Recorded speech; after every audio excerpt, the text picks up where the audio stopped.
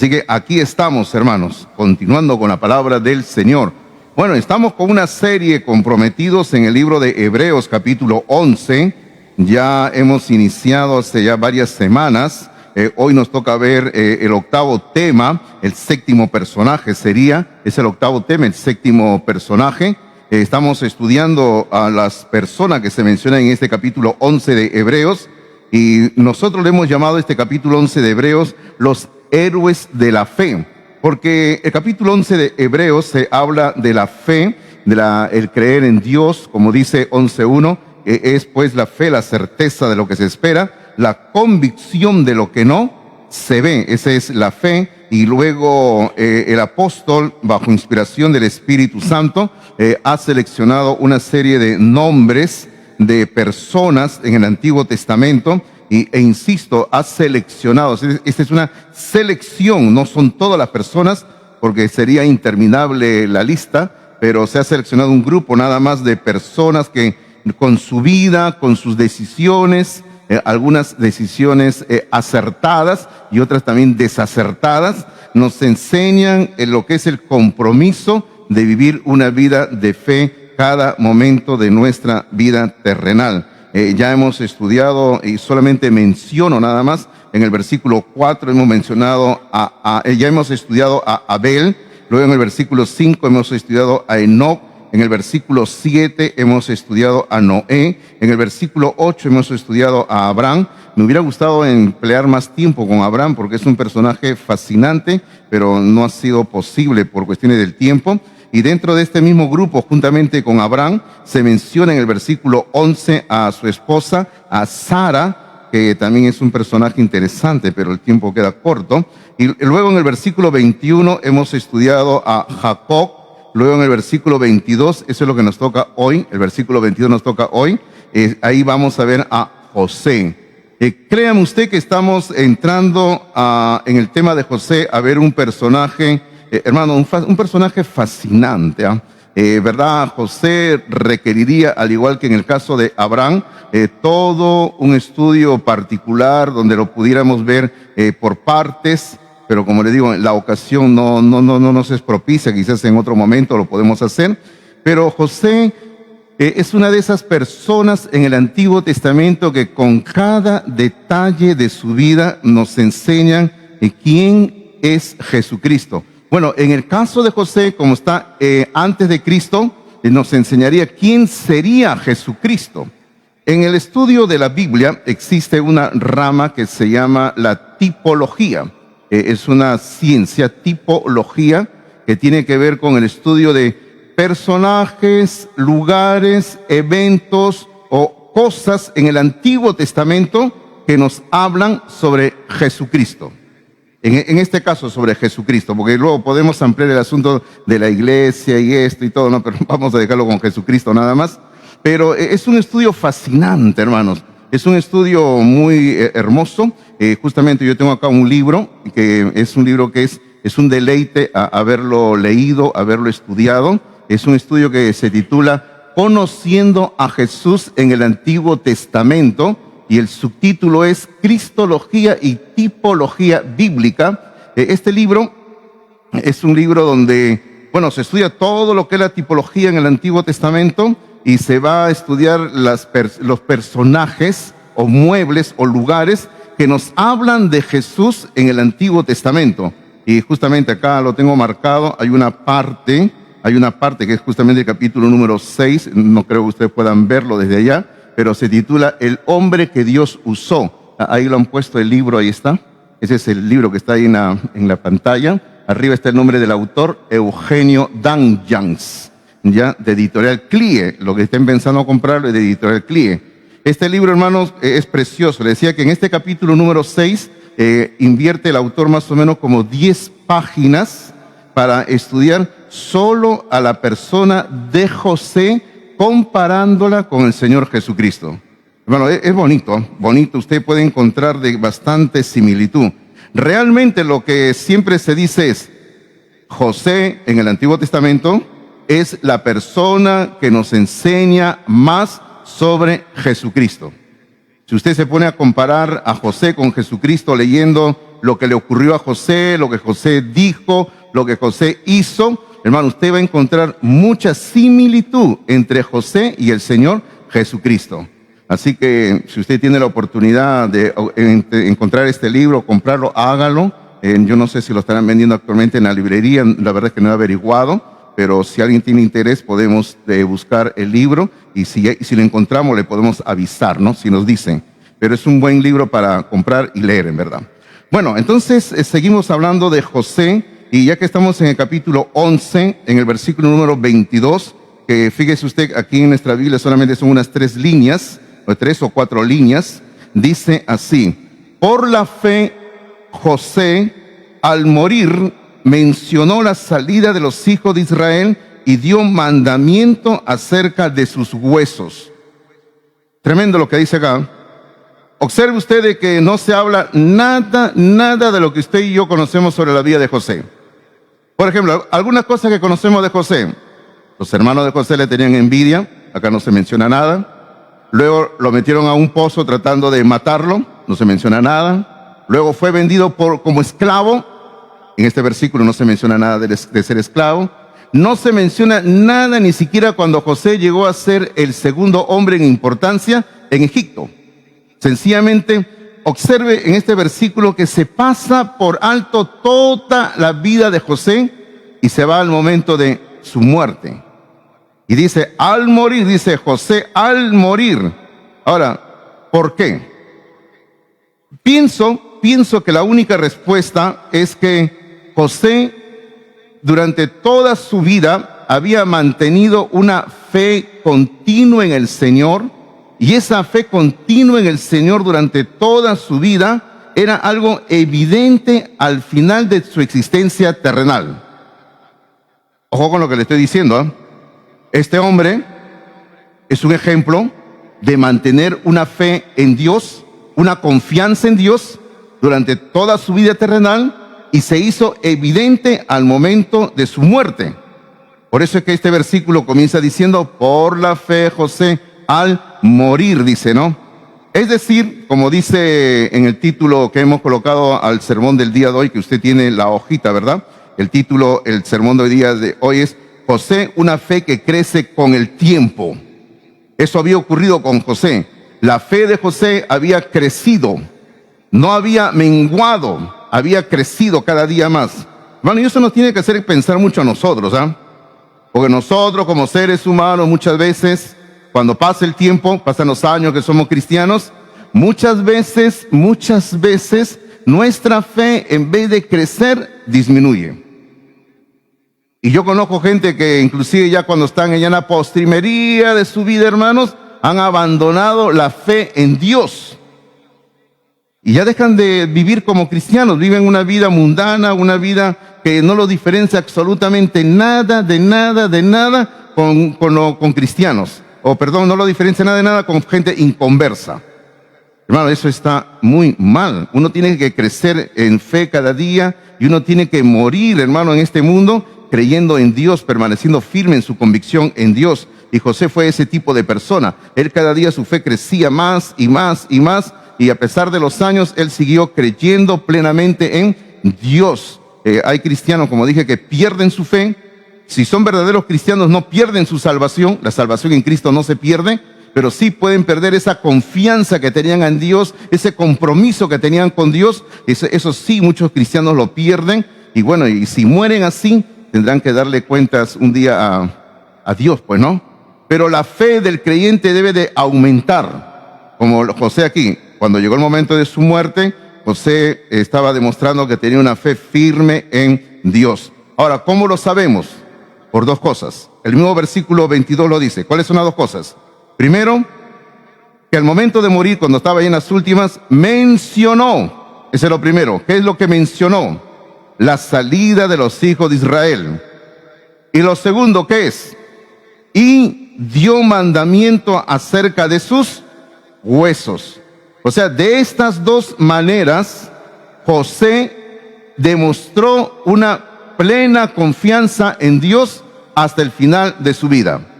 Lo primero que hizo fue mencionar la salida de los hijos de Israel, y lo segundo que hizo fue que él dio mandamiento acerca de sus huesos. Eso fue lo que hizo. Bueno, a ver, vamos un poquito a explicar cada uno de estos dos puntos, ¿sí? Lo primero es que él menciona la salida de los hijos de Israel. José sabía muy bien que su bisabuelo, en este caso Abraham, había recibido una promesa de parte de Dios. Y él va a repetir esta promesa, él va a repetir esta profecía. Esta promesa que él había recibido, que Abraham había recibido, fue más o menos unos 300 años antes. Ahora, yo le pregunto, ¿usted conoce alguna promesa que su bisabuelo hace 300 años haya tenido? Difícil, ¿sí o no? A veces algunos de nosotros no sabemos ni cómo se llamaba el bisabuelo, el tatarabuelo. ¿Verdad? Algunos no sabemos, ¿sí o no? ¿Verdad? Yo me he puesto a averiguar y a veces ni encuentro cómo se llamaba mi bisabuelo, pero sé que de algún lugar he tenido que venir. Pero José sí sabía quién era su bisabuelo y él, en ese conocimiento, él sabía que Dios le había dicho a Abraham que esto iba a ocurrir, que el pueblo de Israel iban a estar como esclavos en la tierra de Egipto durante 400 años y que luego saldrían libres. Si usted quiere anotar la cita, se la doy, yo voy a leerla en Génesis capítulo 15, en el versículo número 13 y versículo número 14, en Génesis capítulo 15, versículo número 13 y 14, aquí está la profecía que Dios, o la promesa, sería en este caso la promesa que Dios le dio a Abraham. Dice Génesis capítulo 15, versículo 13 y 14, dice, entonces Jehová dijo a Abraham, ten por cierto que tu descendencia morará en tierra ajena y será esclava allí y será oprimida 400 años. Y luego el versículo 14 dice, más también, aquí sigue hablando Dios, más también a la nación, o sea, en este caso a Egipto, a la cual servirán, juzgaré yo. Y aquí la palabra juzgaré tiene que entenderse como castigo. Y eso fue lo que hizo Dios con las famosas 10 plagas de Egipto. Dice, juzgaré yo, y después de esto saldrán con gran riqueza. Y eso ocurrió, porque la Biblia dice que la noche que Israel salió de Egipto, salieron con grandes riquezas que sus vecinos le daban, porque la gente, ¿qué les decía a los israelitas? ¿Recuerdan qué les decían? Váyanse, váyanse, porque todas las desgracias que le estaban ocurriendo en su país, le decían que era por culpa de los judíos. Entonces la gente decía, váyanse, les damos dinero, les damos oro, les damos piedras preciosas, les damos telas, les damos buenas maderas, pero váyanse. Y los judíos, ¿qué más querían? Bueno, recibieron, dame, ¿sí o no? Si me vas a dar para irme, dame, ¿no? Entonces, aquí está la profecía, la promesa que Dios le hizo a Abraham de que eso ocurriría. Entonces, llegó el momento cuando en el libro mismo de Génesis, si usted está leyendo en Génesis, en el capítulo 50, ya cuando José está para morir, él va a recordar esta profecía que Dios había dado a través de Abraham, o le había dado a Abraham para su pueblo Israel. Y él va a decir así, ya terminando su existencia terrenal, en el capítulo 50, en el versículo número 24 al 26, José dice así, y José dijo a sus hermanos, yo voy a morir, dijo, mas Dios ciertamente os visitará y os hará subir de esta tierra a la tierra que juró a Abraham, a Isaac y a Jacob. Esa es la tierra bendita de Israel, la tierra de los judíos, ¿verdad? Luego dice en el versículo 25, e hizo jurar José a los hijos de Israel diciendo, Dios ciertamente os visitará, o sea, Dios viene, le dice, y haréis llevar de aquí mis huesos. Y murió José a la edad de 110 años y lo embalsamaron y fue puesto en un ataúd en Egipto. Esas son las palabras con las que termina el libro de Génesis, ¿no? El libro de Génesis termina hablando de un ataúd en Egipto. Ahí estaba el cuerpo de José. Hermanos, básicamente lo que estamos viendo aquí es lo primero sobre lo cual se sustentaba la fe de José era de que él estaba convencido que Dios va a cumplir su palabra. Dios va a cumplir su palabra. Dios va a cumplir la promesa que hizo de que Israel va a salir de Egipto. tal como lo hemos leído en Hebreos capítulo 11, versículo 22, sobre qué se sustentaba la fe de José. Lo primero es que él tenía la certeza de que el pueblo de Israel iba a salir de Egipto tal como Dios lo había prometido, y acabamos de leer la promesa en Génesis capítulo 15, y acabamos de leer cómo José estaba convencido de eso en Génesis capítulo 50. Hermano, y cuando uno está convencido de lo que dice la palabra de Dios, nuestra fe crece, nuestra fe aumenta. Si usted no cree en la palabra de Dios, entonces su fe no va a crecer. Pero para que usted esté convencido de la palabra de Dios, usted tiene que hacer algo muy sencillo. ¿Usted sabe qué cosa es? Leer, conocer, estudiar la palabra de Dios. Si usted no lee, usted no estudia, usted no conoce la palabra de Dios, entonces, ¿cómo va a crecer la fe? No hay forma de que la fe pueda crecer. Más bien, si usted deja a un lado la palabra de Dios, entonces, hermano, es ahí donde vienen los problemas, y la fe, en vez de crecer, la fe se debilita y la fe decae. Y necesitamos que nuestra fe crezca, como dice, ¿no? Nuestra fe florezca cada día más. Y eso fue lo que ocurrió con José. Él sabía la promesa de Dios: mi pueblo va a salir. Él estaba convencido de esto, él estaba seguro de eso. Y así tiene que ser en la vida del creyente. ¿Usted sabe cuál es la próxima promesa que la iglesia está esperando de parte de Dios que se cumpla, hermanos?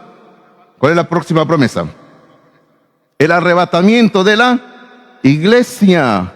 Ahora, si usted sabe eso, yo no entiendo por qué muchos cristianos siempre andan con miedo cuando anuncian cosas en la televisión, en el internet, ¿no? Que se están alineando los planetas, que la luna se va a poner roja, que en Israel, ¿cuánto me mandan videos, hermano? Yo no tengo tiempo de ver todos los videos que me mandan, por si acaso. Me mandan link para ver videos, por ejemplo, de que en Israel ya están juntando las piedras para la reconstrucción del templo de Jerusalén, que ya el anticristo está gobernando en tal lugar. Ay, hermanos, olvídese de todo eso. Concéntrese en lo más importante, que es la palabra de Dios. Y hermano, y la promesa que estamos esperando que se cumpla de parte de Dios en cualquier momento es la venida de Cristo por la iglesia, que puede ocurrir en cualquier momento, y hay que preparar nuestras vidas. Así tenemos que hacerlo. Ahora, en el versículo 22 de Hebreos 11:22 hemos dicho que la fe de José tenía dos bases, y la primera es que él mencionó la salida de los hijos de Israel. Eso es estar convencido de la promesa que Dios había dado a su pueblo, y la segunda era que José, sobre esa base, dio un mandamiento acerca de sus huesos. ¿Para cuál fue ese mandamiento? Si usted ha leído conmigo atentamente en Génesis capítulo 50, en el versículo número 25, si usted lo leyó atentamente conmigo hace un momento, en Génesis capítulo 50, versículo 25, dice así: e hizo jurar José a los hijos de Israel, diciendo: Dios ciertamente os visitará, y haréis llevar de aquí mis huesos. Van a llevar mis huesos, dice. Ustedes van a llevar mis huesos. Entonces, en cumplimiento del ceremonial egipcio que tenían, porque José era un alto dignatario, era el segundo después del faraón, hermanos, el segundo hombre más importante. En el versículo 26 dice que cuando José murió, lo embalsamaron. Eso tomaba como 3 meses todo el proceso para embalsamar un cuerpo, los egipcios. Y luego, ¿qué hicieron con José? Lo pusieron en un ataúd. Bueno, acá no se menciona, pero parte del proceso de embalsamar era que lo envolvían en telas. Eso era lo que nosotros conocemos, las famosas momias, pues, ¿no? Entonces lo envolvían en telas, todo con ungüentos, y lo colocaron dentro de un ataúd, dentro de un sarcófago, bueno, y lo sepultaron en un lugar. Pero lo que José les había pedido era sobre esa base: Dios viene por mi pueblo Israel para llevarlo a su tierra, y yo no quiero quedarme aquí, le dijo. Así que yo quiero que ustedes agarren mis huesos y se los lleven también a Israel, a Palestina. Allá, llévenlo a Israel. Ahí tienen que llevarlo, le dice, ¿no? Hermanos míos, José tenía esta plena convicción. Y cuando llegó la noche, porque fue una noche que Israel salió de Egipto, hermano, ellos salieron con todas sus cosas. Salieron llevando, los israelitas salieron llevando sus, por decirlo así, sus muebles, su ropa, salieron llevando sus animales, salieron arrastrando a sus niños, a sus ancianos, salieron llevando todo. ¿Y usted qué cree que Moisés estaba cargando? ¿Qué cree usted que Moisés estaba cargando? Moisés estaba cargando el ataúd de José, el sarcófago de José. O sea, imagínense esa fila humana saliendo de noche llevando cosas y de entre ellos están llevando un ataúd, un sarcófago. A algunos les hubiera dado miedo, ¿verdad? Pero en Éxodo capítulo 13, en el versículo 1:19, donde habla de la salida de Israel de Egipto, esa noche cuando están saliendo el famoso Éxodo, en Éxodo capítulo 13,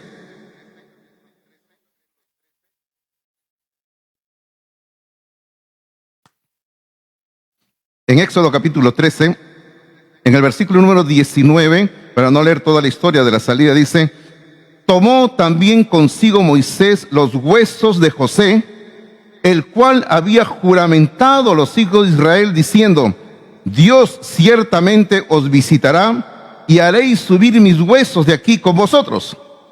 Y eso fue lo que ocurrió. Así que Moisés, cumpliendo la promesa que le habían hecho a José, él tomó el cajón, tomó el ataúd de José y salieron de Egipto, ¿no? La vez pasada estaba viendo yo un documental que han grabado. Hay un interesante grupo norteamericano que se dedica, bueno, hay varios, pero hay uno de ellos se dedica a investigar todo lo que sucedió con el pueblo de Israel en Egipto. Hermano, y ellos tienen, bueno, lamentablemente están en inglés, pero lo han pasado a español con un traductor de Google, y bueno, uno puede escucharlo en internet, en YouTube, ¿no? Pero están en inglés varios videos sobre el Éxodo, sobre el cruce del Mar Rojo. Hermano, y es un ministerio interesante, tiene buenos libros, tiene buenos materiales. El problema es que todavía no lo pasan al idioma celestial, que es el castellano, ¿verdad? Pero ahí ellos lo tienen y muy bueno. Y tienen muy buenos investigadores, arqueólogos, todo. Y ellos tienen, hermano, una investigación que han hecho en cierto lugar de Egipto, donde han encontrado unas ruinas que todo apunta de que era la casa donde habían vivido los patriarcas. O sea, Jacob, cuando llegó a Egipto, tuvo que vivir en algún lugar. Y ellos han encontrado indicios, porque no hay una prueba que diga esta es la casa de Jacob, ¿no? Indicios de que ahí también estuvo José viviendo, y han encontrado una tumba donde se han hallado los restos de una estatua que tiene todas las características de un hombre israelita. ¿Cómo las características? Las características físicas, porque los israelitas, por ejemplo, se dejaban crecer la barba, los egipcios no dejaban eso, y han encontrado esta estatua que tenía barba, y también han encontrado que esta estatua tenía una túnica de colores, como dice la Biblia, de colores y de mangas largas. Y exactamente la Biblia así nos presenta a José, ¿verdad? Una túnica de colores y mangas largas. Y ahora han encontrado esa tumba, han excavado, ¿y qué creen ustedes? No han encontrado los huesos. Y por eso digo, todo se relaciona, ¿no? Y ellos dicen, esta es más que seguro, dicen ahí, la casa donde vivieron los patriarcas, Jacob, todo, y acá también vivió José, dice. Ahora, puede ser posible, hermanos. Y sería una prueba física de que lo que Dios dice en su palabra es algo cierto. Puede ser.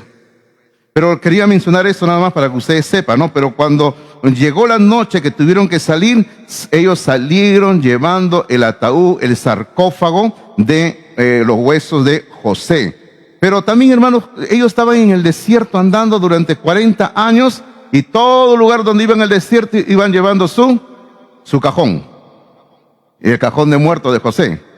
Iban llevando por todos lados su cajón, para todos lados, ¿no? Es como lo que acá nos ocurrió en la iglesia hace algunos años, y no está el pastor Martín, que sí se recuerda la historia mejor que yo, ¿eh?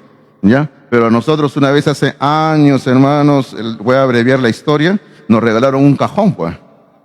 Ya un cajón de muerto nos regalaron a nosotros acá.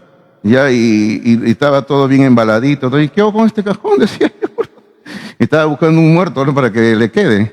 Y yo a todo hermano que veía le tomaba medidas. Le decía, ¿no quieres un cajón? Le decía, ¿no? Te regalo tu cajón, llévatelo, ¿no?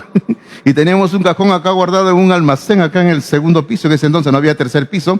Ahí lo teníamos guardado en un almacén, justo a la entrada de la casa pastoral. Y Beni, mi esposa, ella decía, Fernando, ¿cuándo te vas a deshacer de ese cajón? Cada vez que salgo de la casa lo tengo que ver ese cajón ahí. ¿Y qué hago con el cajón? Le digo, ¿a quién se lo doy? Y no había ningún hermano que tuviera las características para ese cajón, ¿no? Porque era de una persona un poco bajita el cajón todavía. Hasta que, creo que como después de 3 años, se presentó la oportunidad. falleció un joven aquí en la zona que no tenía recursos la familia. Nos enteramos, Martín fue con su wincha. Ya, esto es, dijo. Y nosotros al instante, ni corto ni perezoso, ¿no? Acá hay un cajón que le queremos regalar. La familia estaba más que feliz, pues, ¿no? Y llevamos nuestro cajón y nos quitaron un peso de encima, ¿no? Pero nosotros acá en la iglesia andábamos con nuestro cajón. Del almacén que estaba ahí, teníamos que mover las cosas, moviendo para acá nuestro cajón en el segundo piso. Lleva tu cajón para allá, lleva tu cajón para allá. Y mi esposa cada vez que movíamos el cajón me miraba como diciendo, ¿por qué recibiste un cajón? Me decía. Pero bueno, por eso digo, me imagino a los israelitas andando con su cajón por todo el desierto durante 40 años.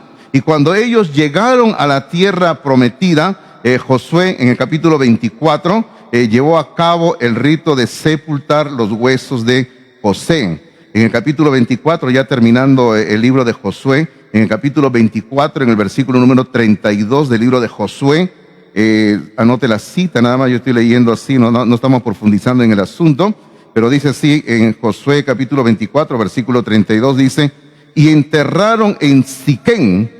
Siquén fue un lugar que había comprado Abraham, o Jacob había comprado, perdón, un territorio, más abajo lo va a decir, dice, y enterraron en Siquén los huesos de José, o sea, el sarcófago, que los hijos de Israel habían traído de Egipto, en la parte del campo que Jacob compró de los hijos de Amor, padre de Siquén, por 100 piezas de dinero, y fue posesión de los hijos de José. Así que se cumplió la voluntad de lo que había pedido José en el momento de su muerte. Y él había pedido eso justamente. No quiero quedarme enterrado aquí en Egipto. Yo quiero que me lleven y me entierren en la tierra que Dios nos está dando. Hermano, todo esto, lo que hemos leído en Hebreos capítulo 11, versículo 22, todo eso demuestra la confianza que José tenía en la palabra de Dios. Porque él estaba convencido que la promesa que Dios había dicho se va a cumplir. Y sobre esa base él había dicho, llévense mis huesos, no quiero que se quede acá. Y como yo le he dicho, y eso es al momento de su muerte. Hermano, por eso yo le dije a su momento, le decía, hermano, nuestra fe debe de crecer cada día conforme pase el tiempo. Hermano, nada ni nadie debe de hacer que nuestra fe disminuya.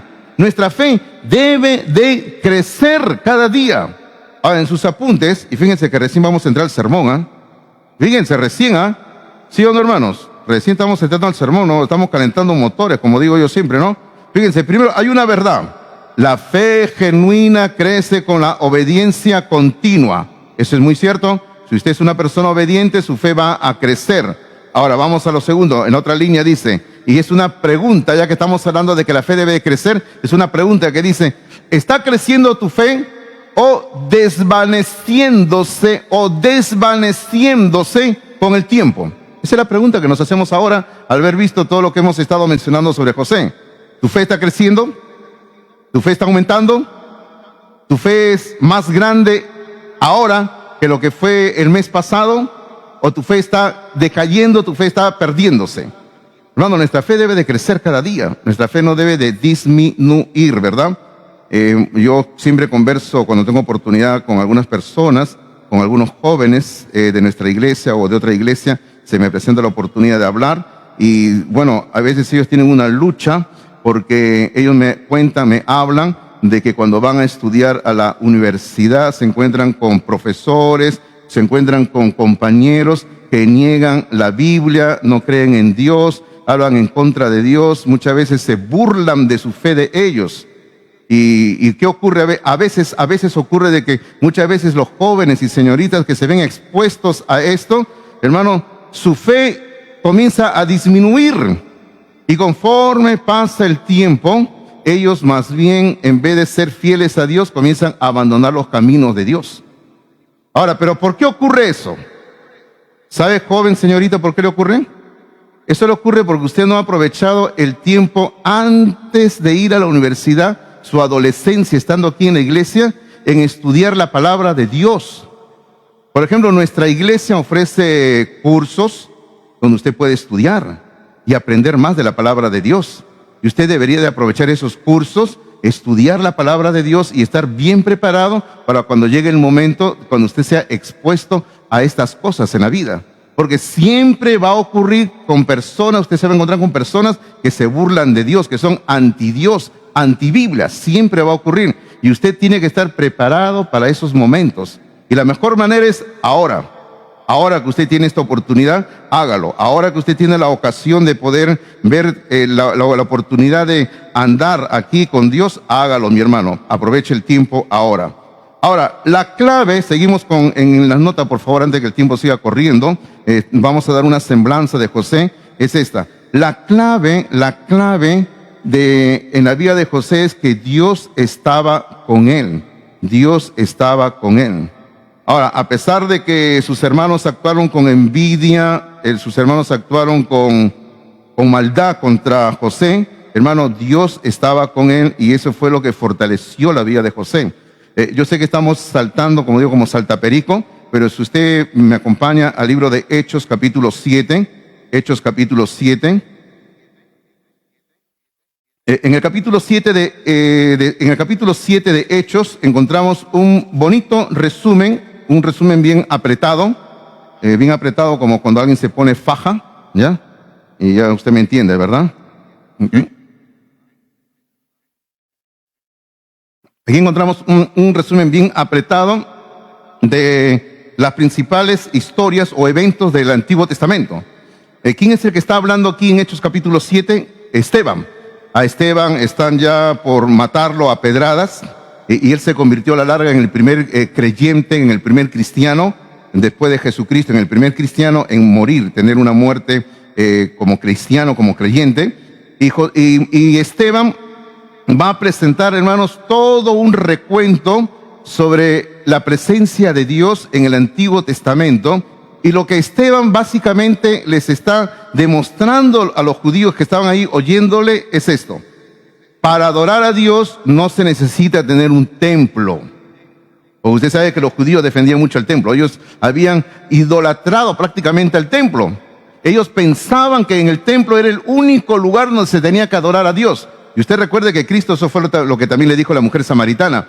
Ni en este monte, le dijo, ni en Jerusalén será el lugar donde se adora a Dios. Dios es espíritu y los que le adoran en espíritu y en verdad es necesario que le adoren sencillamente en todo lugar. Y eso es lo que Esteban les está diciendo aquí a ellos. Les está diciendo, Dios no necesita un lugar para ser adorado. A Dios se le debe y se le puede adorar en todo lugar. Así es. Entonces aquí cuando Esteban está dando este precioso sermón, que yo le animo a que usted lo lea luego, en el capítulo 7, en el versículo número 9 y versículo número 10, él hace referencia a la vida de José, donde dice así, 7:9 dice, los patriarcas, mire cómo le llaman los patriarcas, se refiere a los hijos de Jacob, dice los patriarcas, movidos por envidia.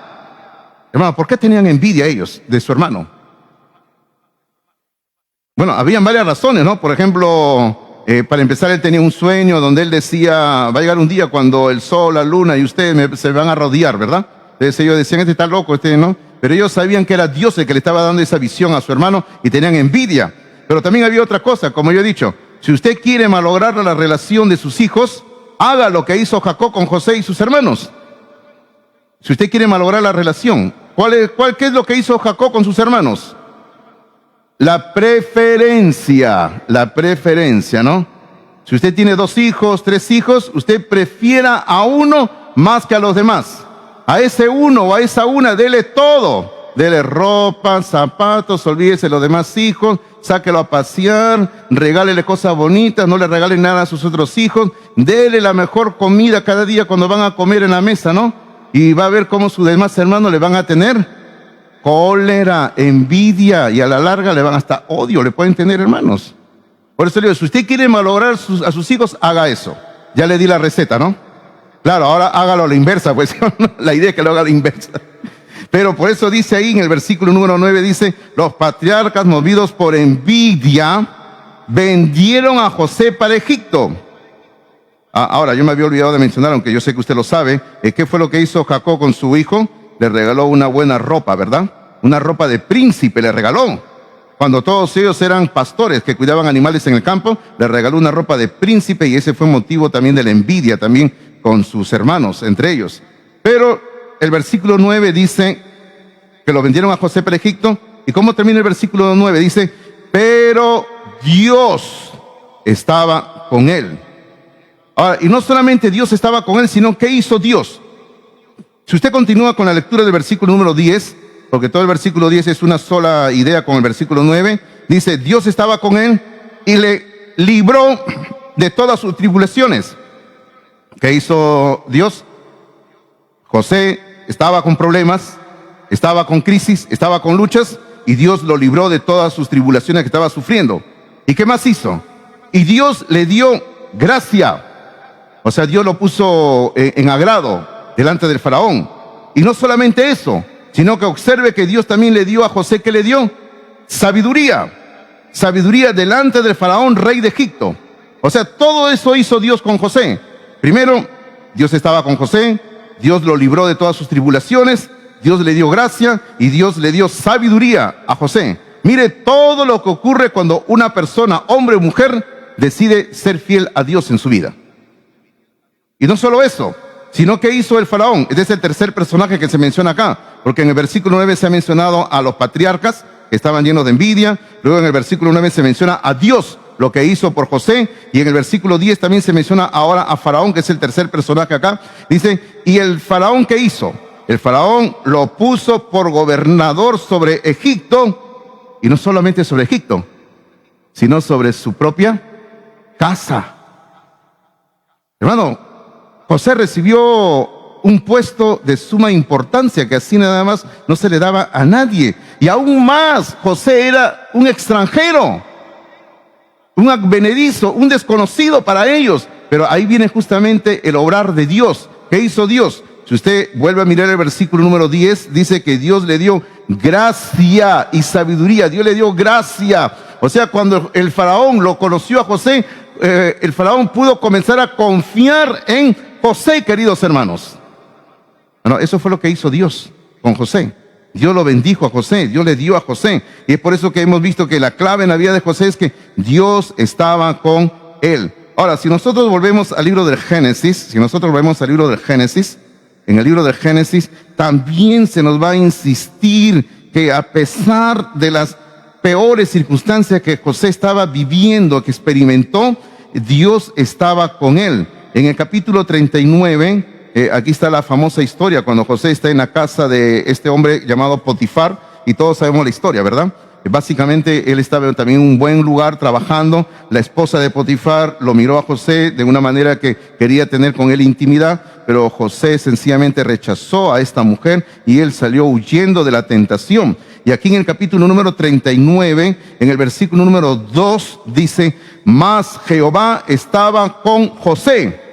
Y como Dios estaba con José, dice, y fue varón próspero y estaba en la casa de su amo el egipcio. O sea, otra vez aquí en el versículo número 2 dice que Dios estaba con José. Y a causa de que Dios estaba con José, dice que él fue un varón próspero. Fue un varón próspero. Dios lo bendijo a José, queridos hermanos. Ahora, en este mismo capítulo 39 termina diciéndonos que como José decepcionó a la esposa de este hombre, mintió a esta mujer, entonces a José lo metieron a la cárcel.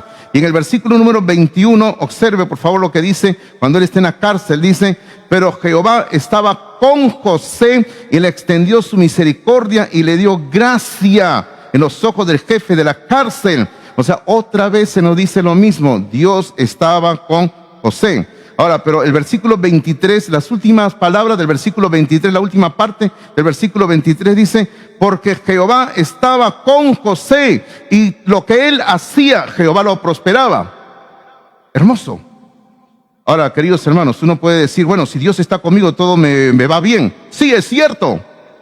Pero yo creo que, hermanos, no solamente es de una parte que Dios está conmigo y Dios me bendice, sino que también hay otra parte que es la parte humana. ¿Y cuál es la parte humana? Usted y yo tenemos que vivir una vida que agrada a Dios. Hermano, no solamente se trata de decir Dios está conmigo, porque sí, Dios está con nosotros. Esa es su promesa que Él nos ha dado en su palabra, ¿verdad? Él ha dicho claramente que Él está con nosotros todos los días hasta el fin del mundo. Pero yo estoy convencido que José tenía que tener una vida que agradaba a Dios también para que Dios lo pueda bendecir. ¿Y cómo se ve eso? Observe usted lo que ocurrió en el capítulo 39. Viene la esposa de este hombre a tentarlo, viene a pedirle tener intimidad entre ellos y José sencillamente se niega, dice no, hermano, y eso es agradar a Dios. Porque esa mujer no era su esposa, era la esposa de otro hombre y José sencillamente en ese momento era soltero y él dijo, no voy a tener intimidad contigo. Hermano, y así debe de ser. Si usted quiere recibir la bendición de Dios, usted tiene que andar en la presencia de Dios, viviendo en santidad. Ahora, en sus notas, por favor, dice, la vida de José nos enseña que es mejor cuando Dios tiene el control de nuestras vidas. Eso es cierto. Es mejor cuando Dios tiene el control de nuestras vidas. Cuando era niño, mi padre, él le gustaba manejar su carro. Él trabajó en una empresa y la empresa siempre le daba un carro grande, una camioneta. Recuerdo que era una Land Rover lo que le daban, esas camionetas tipo Jeep, pues, del ejército, ¿no? Muy bonita, y cerrada atrás, y todos nosotros los muchachos entrábamos ahí, y mi papá nos llevaba de paseo por el norte chico, o a veces por el sur, a la playa, nos íbamos, ¿no? O también pasaba de tiempo en tiempo cuando él dejó de trabajar, y él le gustaba andarse comprando su carro. Yo no sé cuántos carros tuvo mi padre, pero él se compraba esos carros que nosotros decimos, acá en Perú le llamamos esos lanchones. Ustedes recuerdan esos carros grandazos que creo que eran de 8 cilindros, carros grandazos, ¿no? Donde entraban de todo ahí. Recuerden la maletera, se podía meter creo que hasta un caballo ahí parado, ¿no? ¿Recuerdan ustedes? La maletera grandota y se podía guardar cosas y entraban y todo. Entonces mi padre siempre se compraba eso y él siempre lo compraba ya usado, viejo, bueno, y él le gustaba estar metido debajo del carro arreglando. Todo el tiempo él estaba lleno de grasa. Era su hobby de él. Bueno, pero el punto es de que mi padre le gustaba manejar y él manejaba todo el tiempo llevando a los ingenieros de la empresa donde trabajaba a Huancayo para la construcción de la hidroeléctrica del Mantaro. Allá él llevaba y venía por la sierra y el hombre manejaba muy bien, ¿para qué? Y yo estaba feliz cuando mi padre manejaba, yo siendo niño, porque sabía que si mi padre tenía el control del timón, todo estaba bien. En una ocasión, un primo mayor tuvo que manejar y todos estábamos mirando. Sabrá lo que está haciendo, pero no teníamos ninguna confianza. Pero si papá estaba manejando, él estaba al control del carro, todo estaba bien. Y es justamente lo que le está diciendo en este pensamiento. Es mejor cuando Dios tiene el control de nuestras vidas. Si Dios controla nuestras vidas, todo va bien. Pero ¿sabe algo? Para que Dios pueda controlar tu vida, para que Dios pueda controlar tu matrimonio, para que Dios pueda controlar tu familia, tienes que entregarle a Él el control. No es que Dios se mete por meter y Él dice, yo quiero tener el control. Tienes que entregarle a Dios el control. Ahora, no vamos a entrar a este versículo, no vamos a ir a buscarlo, pero usted sabe lo que dice en Apocalipsis 3:20. Cuando el Señor, de una forma muy educada, que dice el Señor Jesucristo, he aquí, yo estoy a la puerta y llamo, estoy tocando. Si alguien abre la puerta, o sea, el Señor no se mete por meter, Él dice, yo estoy tocando y si me abren la puerta, voy a entrar a Él y voy a cenar con Él y Él conmigo. Y como yo siempre digo, ojo que ese versículo se le está escribiendo a una iglesia, no a gente inconversa. Ese versículo se le está escribiendo a creyentes. Y el Señor espera que nosotros, de una forma voluntaria, de una forma abierta, nosotros dejemos que Él tome el control de nuestras vidas, queridos hermanos. Si Dios controla nuestras vidas, todo va bien. Vamos avanzando a otro punto, número 3, por favor. Ni llegamos a la mitad del sermón, pero vamos a correr, ¿ya? José se caracterizó por ser perdonador. José se caracterizó por ser perdonador. No permitió que las circunstancias de la vida le llenaran de resentimiento. Y hermano, y recuerde usted que él tenía mucho por qué estar resentido, ¿ah? Ahí en sus notas yo he colocado algo que dice, José tuvo 3 grandes crisis en su vida que duraron unos 20 años. Hermano, estas 3 grandes crisis, fueron ocasionadas por terceros, y él tenía motivo para estar resentido, lleno de cólera en su corazón, hasta de odio. Y todo este proceso duró unos 20 años más o menos. Y ahí le llamo, primera crisis, la crisis del pozo. Todos conocemos la historia del pozo, ¿verdad? Sus hermanos lo tomaron, lo tiraron al pozo, lo querían matar y toda esa historia. Él estaba en el pozo ahí, tirado en el pozo.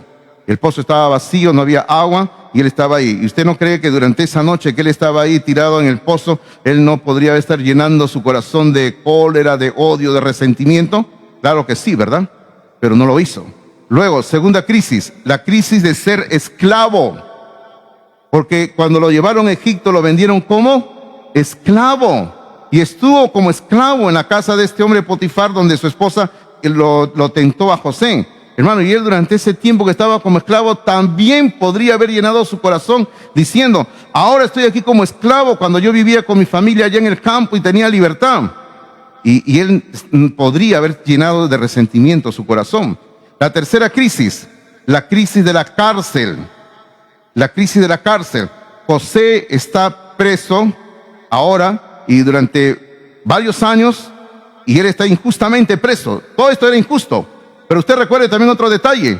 Cuando está en la cárcel se encontró con 2 hombres que le reveló lo que les iba a ocurrir, ¿verdad? Uno de ellos le dijo, sí, yo cuando esté libre te voy a hablar a favor de ti para que te liberen. Pero la Biblia dice que este hombre cuando salió de la cárcel, ¿qué hizo? Se olvidó de José. Hermano, y era otro motivo para que José estuviera lleno de cólera, ¿no? Ese hombre que yo le dije lo que le iba a suceder, me ha olvidado. Y hermano, José podría haber tenido 1001 razones para llenar su corazón de amargura, de resentimiento. Él podría haberse llenado de amargura contra la vida, contra las demás personas y contra Dios. Le quiero decir de que eso le ocurre a muchos creyentes hoy en día. Muchos creyentes hoy en día, por cosas que le han ocurrido, circunstancias que le han ocurrido, están llenos de amargura contra la vida, no quieren vivir. Algunos creyentes inclusive atentan contra su vida, y eso está mal. Eso está mal, hermanos. Y yo se lo digo porque de repente alguien aquí está pensando, y no lo digo en broma, pensando, hermanos. Le digo la verdad, eso está mal. Usted ni yo tenemos derecho a tomar nuestra vida en nuestras manos. Entonces, usted no tiene que tener cólera a la vida, usted no tiene que llenar su corazón de cólera contra las demás personas que le hicieron algo.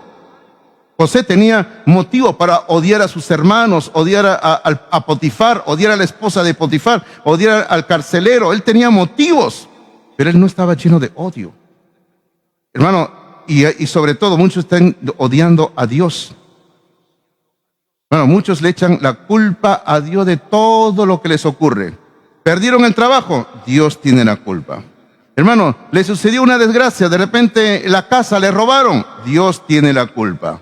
Hubo una tragedia, Dios tiene la culpa. Hermano, míreme a mí, por ejemplo, yo también podría decir humanamente hablando, ¿no? Dios se llevó a mi esposa a su presencia. Entonces yo podría decir humanamente hablando, Dios tiene la culpa. Hermano, y no es así. Dios tiene un plan perfecto para cada uno de nosotros que involucra momentos de tragedia, momentos de crisis. Y cuando nosotros sabemos aceptar lo que Dios nos da en esta vida, Dios va a usarnos y a bendecirnos. Hermano, Dios es grande y Él sabe lo que hace en nuestras vidas, ¿verdad?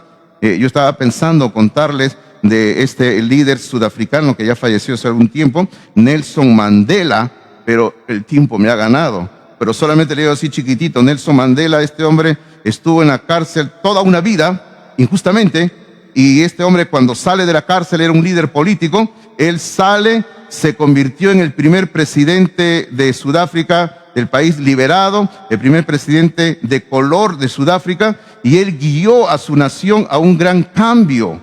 Y este hombre nunca tuvo un corazón de odio, porque él podría haberse vengado de los que lo metieron a la cárcel, y él jamás hizo eso, sino que él propició que en su país, que estaba dividido por cuestiones raciales, se unieran, hermanos míos. Bueno, yo creo que esa es la actitud correcta que debe tener un cristiano: buscar la dirección de Dios, buscar la bendición de Dios y volvernos un instrumento de bendición para los demás. Ahora, en Génesis capítulo 50, vemos algo que José dijo cuando sus hermanos le fueron a hablar, y aquí yo encuentro mucho paralelo con el Señor Jesucristo. Génesis capítulo 50.